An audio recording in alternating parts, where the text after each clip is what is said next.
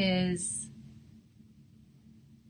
the same thing is going on there. It's a woven fabric, and it has a bubbly texture to it. You can see on the inset here where it says textured surface, you can see how it's bubbly. So that just has to do with how the thread is twisted and made into the fabric.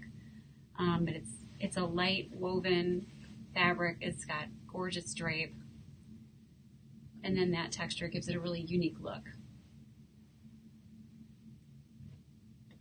So, any questions on the Bubble Crepe or the crepe-on? Jennifer Hudson Maxim said the jacquard loom was the precursor to computers. She studied design, textile science, print, and design and color. That's very informative. The jacquard loom was the precursor to computers. Is that what you said? Mm-hmm.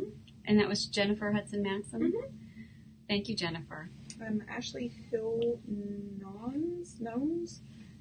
She wants to know if the Bubble Crepe is see-through.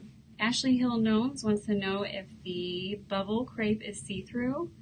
And I just want to show you guys really quick. This does have a little bit of mechanical stretch to it.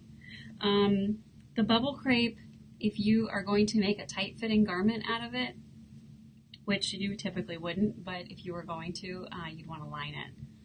Because you can see my dress, you can sort of see it. If you're going to make a blouse out of this, you're not going to be able to see through it because it's going to be hanging blousey. But it is a lighter fabric, so if you have it tight, you're going to be able to see through it. If you wanted to make a skirt or a dress, you'd want to line the bottom of it, and you could just use a light lining fabric. We have some on the website. Okay, let's talk about knits.